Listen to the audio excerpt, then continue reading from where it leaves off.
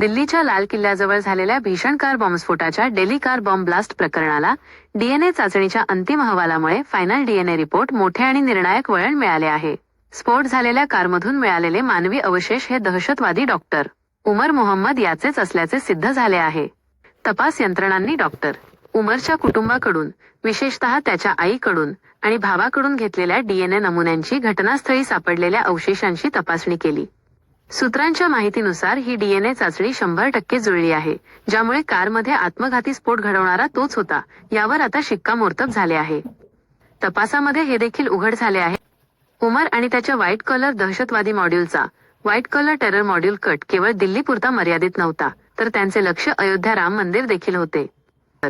उमर मोहम्मद हा पुलवामा येथील रहिवासी असून उच्च शिक्षित डॉक्टर होता. या डीएनए पुष्टीकरणामुळे आता या दहशतवादी कटाच्या पुढील तपासाला गती मिळणार आहे आणि उर्वरित साथीदारांवर कारवाई करणे सोपे होणार आहे.